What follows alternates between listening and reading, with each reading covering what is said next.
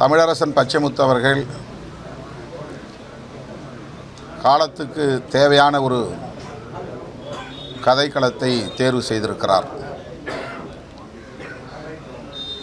திறமையை மட்டுமே முன்னிறுத்த வேண்டும், அதில் வேறு எந்த அடையாள அரசியலும் கூடாது என்பதுதான் இந்த திரைப்படத்தின் மூலம் தமிழரசன் பச்சைமுத்து சமூகத்திற்கு உணர்த்துகிறார். கிராமப்புறங்களில் இளைஞர்கள் கிரிக்கெட் விளையாடுவதில் எவ்வளவு ஆர்வமாக இருக்கிறார்கள், அவர்கள் குழு குழுவாக பிரிந்து எவ்வாறு போட்டிகளில் பங்கேற்கிறார்கள், அந்த களத்தில் திரைப்பட கதாநாயகர்கள் எந்த அளவுக்கு உந்து சக்திகளாகவும் இருக்கிறார்கள் என்பதையெல்லாம் மையமாக கொண்டு இந்த கதையை பின்னியிருக்கிறார் தமிழரசன் பச்சைமுத்து அவர்கள். கேப்டன் விஜயகாந்த் அவர்களை படத்தின் தொடக்கத்திலேயே அறிமுகப்படுத்துகிறார். அவருடைய ரசிகர்களாக கிரிக்கெட் விளையாட்டு வீரர்கள் அந்த விளையாட்டிலே பங்கேற்கிற காட்சியோடு படம் தொடங்குகிறது. என்னதான் அவர்கள் கிரிக்கெட்டிலே ஆர்வம் கொண்டிருந்தாலும், திரைப்பட கதாநாயகர்களுக்கு ரசிகர்களாக இருந்தாலும், போட்டி என்று வருகிற போது சாதி உள்ளே நுழைந்து விடுகிறது. கிராமப்புறங்களில் இயங்கக்கூடிய கிரிக்கெட் குழுக்களிடையே எவ்வாறு சாதி ஒரு முக்கியமான கூறாக இருக்கிறது, அந்த குழுவை உருவாக்குவதில், அந்த குழுவில் இடம்பெறக்கூடிய கிரிக்கெட் விளையாட்டு வீரர்களை தேர்வு செய்வதில் எந்த அளவுக்கு சாதி முக்கியமான ஒரு பங்கை வகிக்கிறது என்பதை வெளிச்சத்திற்கு கொண்டு வந்திருக்கிறார். இதுவெல்லாம் வெளிச்சத்திற்கு வராத கசப்பான உண்மைகள்.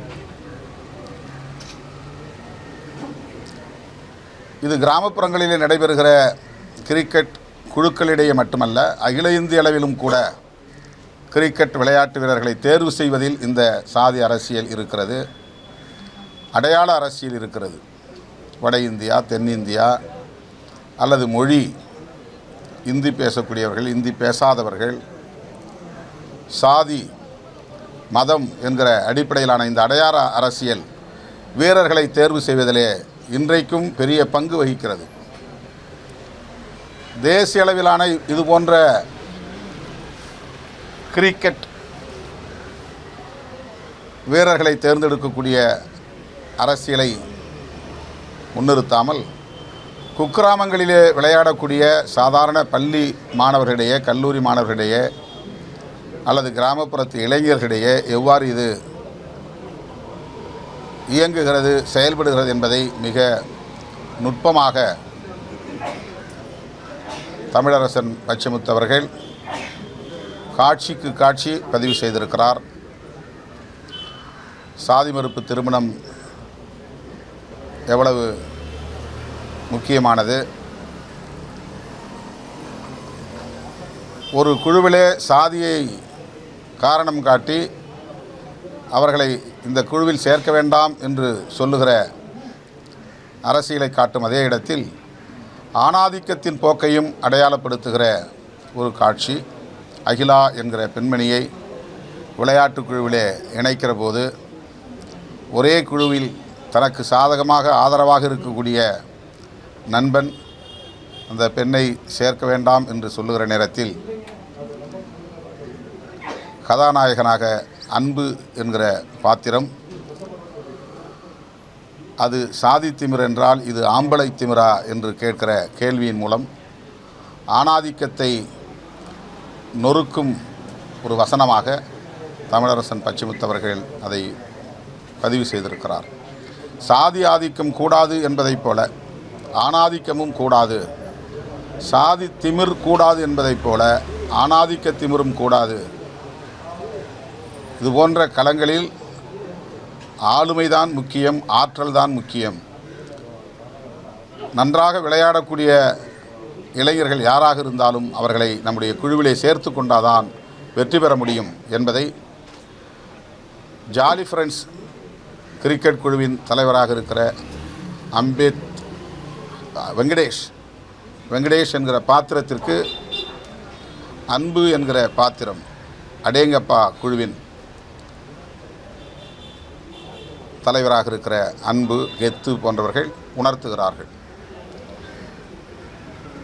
நம்முடைய டீம் வெற்றி பெற வேண்டுமானால் நன்றாக விளையாடக்கூடிய இளைஞர்கள் தேவை என்பதை உணர்த்தி அவர்கள் எந்த சாதியை சார்ந்தவர்களாக இருந்தாலும் அவர்களை நம்மோடு இணைத்து கொண்டு விளையாடினால்தான் நம்மால் வெற்றி பெற முடியும்.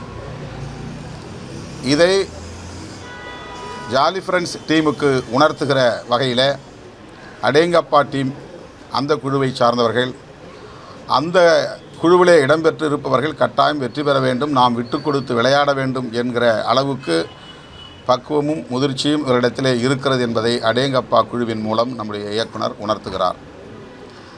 அதே நேரத்தில் அன்பு பாத்திரம் அந்த கேரக்டர் காதலிலும் வெற்றி பெற வேண்டும். அந்த காதல் கிராமப்புறத்தில் எவ்வாறு பார்க்கப்படுகிறது, எவ்வாறு அது நெருக்கடிகளை சந்திக்கிறது என்பதை மிக யதார்த்தமாக தமிழரசன் பச்சைமுத்து அவர்கள் பதிவு செய்திருக்கிறார்.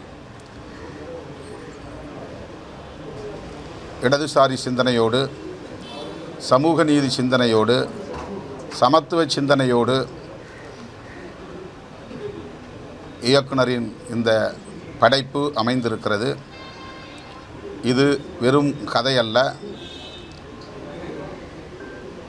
இது வணிக நோக்கில் எடுக்கப்பட்ட ஒரு திரைப்படம் அல்ல. காலத்தே இந்த தலைமுறையினருக்கு சொல்ல வேண்டிய ஒரு அரசியல்.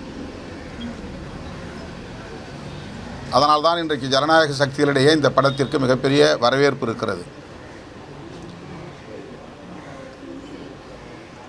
எந்த பகட்டும் படாடோபமும் இல்லாத ஒரு திரைப்படம். அதாவது திரைப்படங்களுக்கான எந்த பிரம்மாண்டங்களும் இல்லை, புனைவுகளும் இல்லை, ஒப்பனைகள் பெரிய அளவில் இல்லை.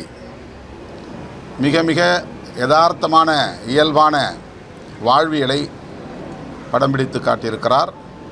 கிரிக்கெட் விளையாட்டு வீரர்களுக்கு இடையிலே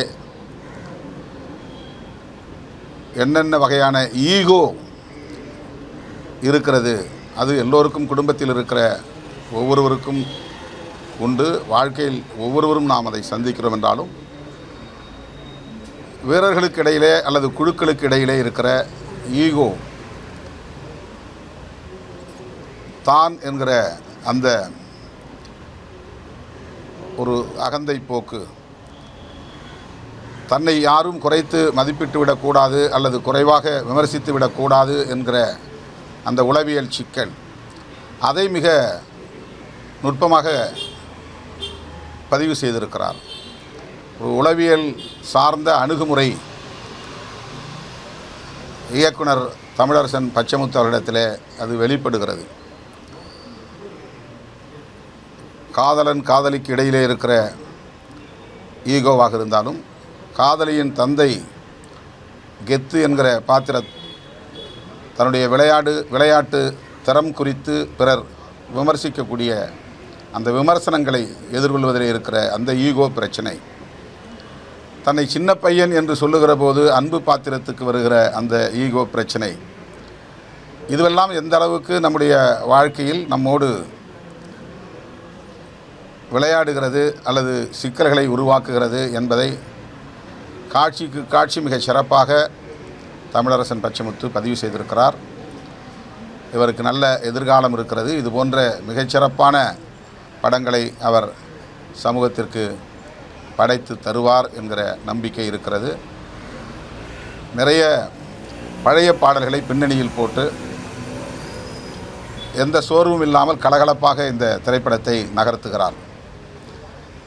வழக்கமாக பாடல்களுக்கு மிக முக்கியத்துவம் கொடுத்து புதிதாக பாடல்கள் எழுதுவது, அதற்கு காட்சிகளை அமைப்பது, அதற்கு மிகப்பெரிய அளவிலே செலவு செய்வது, செட்டு அமைப்பது என்கிற எந்த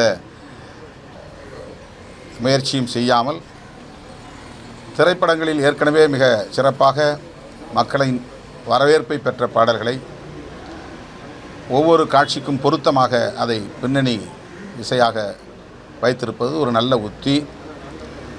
இந்த படத்தில் கதாநாயகன் கதாநாயகி பாத்திரத்தில் நடித்திருப்பவர்கள் மிக அருமையாக தங்கள் கடமைகளை ஆற்றியிருக்கிறார்கள். பாத்திரங்களை சிறப்பாக வெளிப்படுத்தியிருக்கிறார்கள். எல்லாவற்றையும் விட இயக்குனரின் பார்வை மிக முக்கியமானது, அவருடைய அணுகுமுறை முக்கியமானது. அனைத்து தரப்பு மக்களும் இதை கொண்டாடுவதிலிருந்தே நம்மால் அதை உணர முடிகிறது.